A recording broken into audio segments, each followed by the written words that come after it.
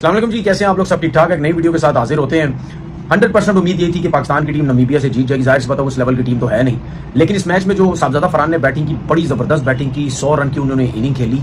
उसकी रीज़न हमें नज़र आती है क्योंकि जब से साहबजादा फरहान पाकिस्तान टीम में वापस आए हैं उस टाइम से लेकर आज दिन तक उन्होंने डोमेस्टिक क्रिकेट में परफॉर्मेंसेज दी। ठीक है, कंटिन्यू 2-3 साल तक वो परफॉर्म करते रहे, उनके साथ ज्यादती होती रही, लेकिन वो फिर भी सबके मुंह बंद करते रहे। PSL में ज़बरदस्त परफॉर्मेंसेज दी। जब से वो पाकिस्तान टीम के अंदर आए हैं कंसिस्टेंट वो परफॉर्म कर रहे हैं। उसके साथ दूसरा ओपनर हम देख लेते हैं, साइम अयूब।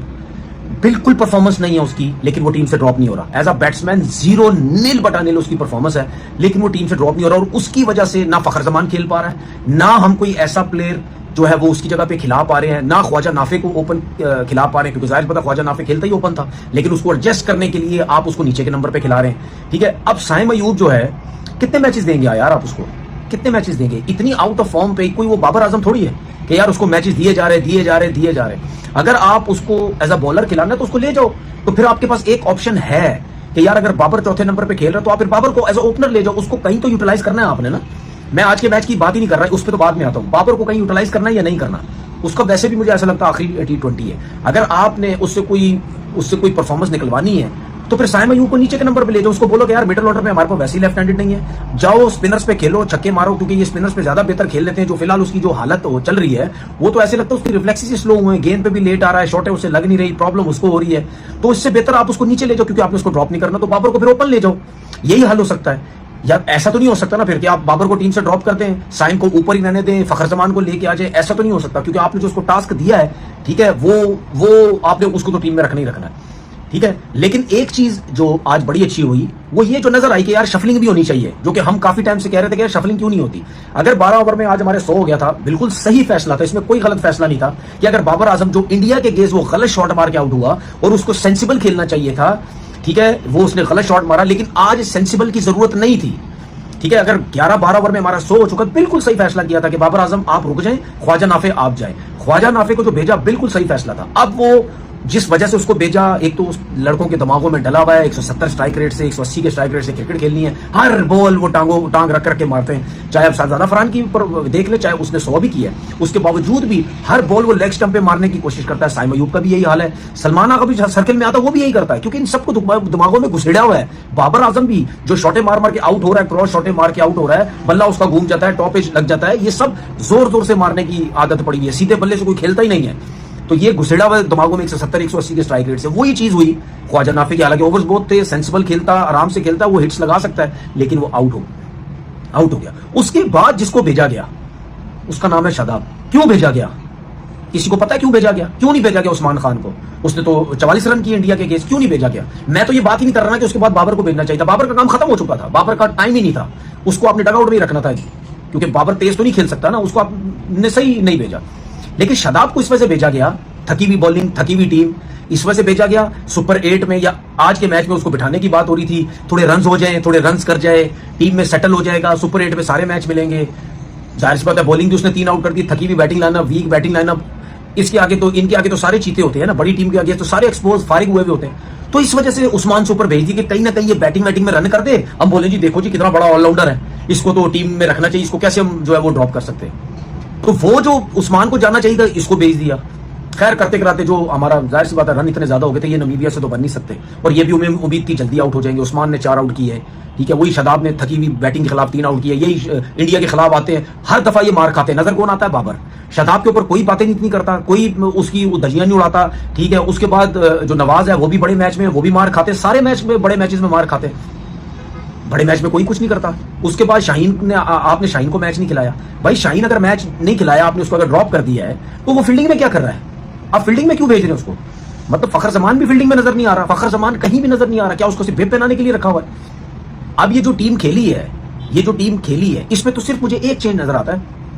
सुपर 8 में जो 21 तारीख से न्यूजीलैंड से मैच है, हमारी सुपर 8 तो आप लोगों को पता चल गया होगा, जाहिर बात है सारे इतने काबिल तो है, सबने देख लिया होगा पहले ही कि न्यूजीलैंड है, ठीक है, श्रीलंका और इंग्लैंड है। 21 तारीख को मैच है, 24 को मैच और 28 को मैच है, ठीक है। अब न्यूजीलैंड के अगेंस्ट तो मुझे एक ही चेंज लगता है, वो है ख्वाजा नाफे, बस। उसके अलावा तो ना साइम को बिठाएंगे जो कुछ भी नहीं कर रहा, ना नवाज को बिठाएंगे, ना शादाब को बिठाएंगे।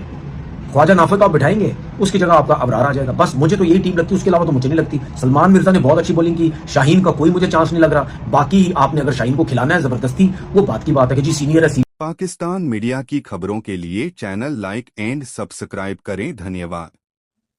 चलें जी, पाकिस्तान ने नमीबिया को हरा के सुपर 8 के लिए क्वालिफाई कर लिया है। 21 फरवरी को आपका पहला मैच है न्यूजीलैंड के अगेंस्ट, जो कोलंबो में ही होगा, प्रेमदासा में। 24 तारीख को आपका दूसरा मैच है इंग्लैंड के अगेंस्ट, जो कैंडी में है।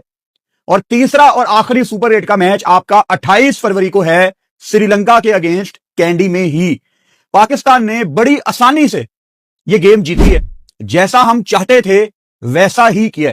वीडियो में आगे जाने से पहले आप सबको मेरी तरफ से रमजान मुबारक। अल्लाह ताला हम सब की इबादत, हम सब के रोजे कबूल फरमाए, आमीन। भाई साहब, पाकिस्तान ने इस मैच को जीत तो लिया है, लेकिन डीप इनसाइड हम सारे जानते हैं कि आज भी पाकिस्तान ने अपनी परफेक्ट प्लेइंग 11 नहीं खिलाई। अब ये नमीबिया की टीम इतना तगड़ा नहीं आई आपके सामने। कप्तानी में बहुत ज्यादा मसले थे। मिसाल के तौर पे इरास्मस, उनके कप्तान नमीबिया के, उन्होंने पहले 4 ओवर 4 डिफरेंट बॉलर से करवा दिए। सबसे अच्छे बॉलर वो खुद हैं। अपने 3 ओवर किए, 1 ओवर पता नहीं कहां उन्होंने लेके जाना है। कैलकुलेशन की गलतियां, बहुत ही माठी कप्तानी थी। बल्लेबाजों के पास कोई जवाब नहीं था पाकिस्तान की स्पिन को टैकल करने के लिए। आज भी उस्मान तारिक 11 ओवर के बाद आते हैं।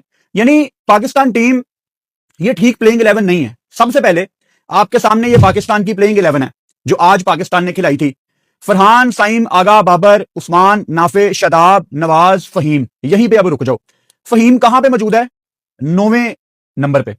अगर आपने 9वें नंबर तक एक ऑलराउंडर रखा हुआ है ना, तो इसका मतलब सिर्फ यह है कि आप डरे हुए हैं। इसका मतलब सिर्फ यह है कि अगर आपने बाबर आजम को इसलिए रखा हुआ है ना कि यार किसी दिन कोलैप्स आएगा और बाबर बचाएगा, आपने इसीलिए राणा को रखा हुआ है कि किसी दिन जब ऊपर से सारे आउट हो जाएंगे ना, तो नीचे से फहीम मैच निकाल देगा। अब तो इनके पास एक सैंपल साइज भी है कि उसने नेदरलैंड्स के अगेंस्ट आपको गेम जितवा दी थी, लेकिन फहीम को आपने खिला तो दिया। अब ऊपर से फहीम ने 2 ओवर करवाए नए बॉल के साथ, और आपने सिर्फ अपना एक फास्ट बॉलर आज खिलाया, Salman Mirza. And it was always on the cards कि आपका जो नया बॉल है वो फहीम करेगा। पहला ओवर इन्होंने फहीम को दे दिया। अब फहीम ने, देखो यार, नया बॉल है ना, ये ब्रांड न्यू बॉल है, ये आप मुझे दे दो, मैच खिला दो, मैं भी कर दूंगा। मतलब नया बॉल तो कोई भी कर सकता है ना, लेकिन नए बॉल के साथ इफेक्टिव होना एक अलग स्टोरी है। मैंने पिछले गेम में द ग्रेट वसीम अकरम के मुंह से एक बात सुनी कमेंट्री में कि श्रीलंका में अच्छी खासी गुंजाइश मौजूद है कि आप 2 फास्ट बॉलर्स के साथ जाएं। आपने नमीबिया की फास्ट बॉलिंग देखी, जो उनका मीडियम बॉलर था स्मिथ्स, उसको भी अच्छा खासा अर्ली ऑन बाउंस मिल रहा था। विकेट के अंदर ना अगर आप हार्ड लेंथ पे हिट करें तो बाउंस मौजूद था। आपने प्रेमदासा में देखा, हार्दिक पांड्या और जसप्रीत बुमराह, एक उन्होंने टारगेट किया हुआ था कि हमने हार्ड लेंथ को हिट करना है, उनको बाउंस मिल रहा था, वहीं पे उन्होंने आपको पकड़ा है। आप एक फास्ट बॉलर के साथ जा रहे हो और फहीम को आप 2 ओवर करवा रहे हो। इससे बेहतर ये नहीं है कि आप एक पूरी ऑप्शन खिलाओ। यानी आज आपका नसीम शाह को खिलाना बनता था। अब आपको याद होगा पाकिस्तान साउथ अफ्रीका की वनडे सीरीज चल रही थी। वनडे में 50 ओवर होते हैं। नसीम शाह पहले ओवर में वेरिएशन ट्राई कर रहे थे। आपको याद होगा मैंने बहुत ज्यादा क्रिटिसाइज किया था, क्योंकि वनडे में या चलो नए बॉल के साथ, अनलेस के आपको कोई डिकॉक जैसा बैटर खेल रहा है, कोई अभिषेक शर्मा, कोई ईशान किशन, जो हर बॉल पे बाउंड्री ढूंढते हैं, अगर वो है तो ठीक है, आप वेरिएशन ट्राई करो। लेकिन अगर नॉर्मल क्रिकेट चल रही है, you are playing against Namibia type teams, आप दूसरी तीसरी बॉल अगर वेरिएशन ट्राई कर रहे हो, back of the hand try कर रहे हो, ऑफ कटर ट्राई कर रहे हो, लेग कटर ट्राई कर रहे हो with the new ball, Faheem Ashraf आपका कसूर नहीं है। जिसने आपको नया बॉल दिया उसका कसूर है। यानी आप इतनी लिमिटेड स्ट्रेंथ के साथ क्यों जा रहे हो जब आपके पास नसीम की ऑप्शन मौजूद है? यार खिलाओ उसको। मतलब कम से कम आपके फास्ट बॉलर्स को आप इतना तो टाइम दो कि वो गेम में नए बॉल के साथ थोड़ा सा एंजॉय कर सकें। अब अगेन हैं ये श्रीलंका की कंडीशंस, लेकिन श्रीलंका के अपने भी यार बड़े अच्छे फास्ट बॉलर्स रहे हैं माजी में। आज भी श्रीलंका अपनी मीडियम फास्ट बॉलिंग को बैक करता है। तो हमने ऐसा क्यों मान लिया कि एक फास्ट बॉलर काफी है? आप किसी बड़ी टीम के अगेंस्ट लेके जाएं एक फास्ट बॉलर, उस दिन मैं आपसे बात करूंगा। गलतियां बहुत की हैं पाकिस्तान ने। खैर, बहुत कुछ है इस मैच में डिस्कस करने के लिए।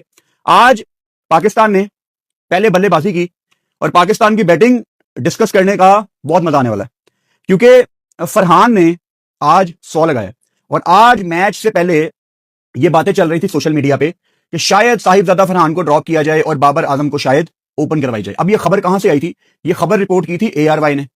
ये खबर रिपोर्ट की थी उन पाकिस्तानी रिपोर्टर्स ने जो श्रीलंका में मौजूद हैं। और जब ये खबर मुझे पता लगी, मेरा तो मूड बहुत ज्यादा ऑफ था। मैं लाइव बैठा हुआ था, मैंने तब भी ये बात कही थी कि अगर फरहान आज ना खेला, I am sorry, I can not back this decision at all. मतलब उसका एक मैच पहले मैन ऑफ द मैच था यार, अगले मैच में अगर वो फेल हो गया है तो आप क्या उसको बाहर कर देंगे? ऐसे नहीं होता। तो शुक्र है कि फरहान ही ओपन करने आए, और शुरू में फरहान फंसे हुए थे, रन बॉल खेल रहे थे। एक टाइम पे फरहान ने 25-26 बॉल्स खेली थी, उनमें से 14 बॉलें डॉट थी।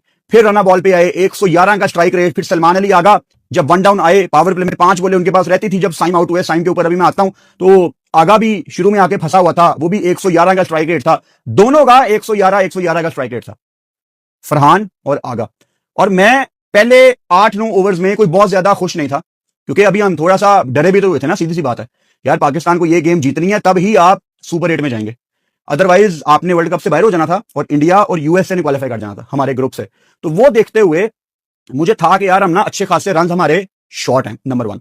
नंबर 2, मैं हमेशा कहता हूं, it's not about how you start, it's all about how you finish. पहला 50 फरहान का आया 37 बॉलों पे, और अगला 50 उसने कमाल 50 किया। अगला 50 उसने डोमिनेट किया और कन्वर्ट किया। यही खूबसूरती होती है T20 में, जो हम देखते हैं ना माजी में, किसी फलां बैटर ने 35 बॉलों पे 50 कर दिया, वो फलां बैटर 35 पे 50 करके आउट हो जाता था, वो टीम का नुकसान है। इसीलिए मैं लाइव में बैठ के ये बात भी कह रहा था कि फरहान अगर 50 के बाद आउट हो जाता है तो वो एक एवरेज, बिलो एवरेज इनिंग्स होगी। लेकिन अगर फरहान इसको कन्वर्ट करता है और अपना अगला 50 20-22 बॉल्स पे करता है, तो वो एक शानदार नॉक होगी। और वही किया साहिबजादा फरहान ने। और ये देखने में आपको लगेगा कि यार नमीबिया के अगेंस्ट 100 है, इंडिया के खिलाफ तो कुछ नहीं कर पाई, लेकिन फिर मैं हमेशा कहता हूं कोई और कर लेता यार। 100 होता है। Last time T20 world cup में अहमद शहजाद ने पाकिस्तान की तरफ से 100 किया था, 2014 के T20 वर्ल्ड कप में बांग्लादेश के अगेंस्ट। 2016 में किसी ने नहीं किया, 21 में किसी ने नहीं किया, 22 में किसी ने नहीं किया, 24 में किसी ने नहीं किया, तो कोई कर लेता। आपने दरमियान में खेले हैं ना, नमीबिया, जिम्बाब्वे, स्कॉटलैंड, इनके अगेंस्ट आपने मैचेस खेले हैं ना पिछले वर्ल्ड कप्स में, कर लेते। किसी ने नहीं ना किया, तो अप्रिशिएट करो इस 100 को, क्योंकि पाकिस्तान की तरफ से 100 आना टूर्नामेंट में काफी खुशाइन है। वहां पथुम निसंगा ने भी 100 किया है। तो टूर्नामेंट में सुपर 8 स्टेज में जाने से पहले आपकी टीम में कोई एक बंदा खड़ा होकर 100 करता है ना, कॉन्फिडेंस आता है। तो good job Sahibzada Farhan. Saim Ayub. Pakistan media की खबरों के लिए चैनल लाइक एंड सब्सक्राइब करें। धन्यवाद।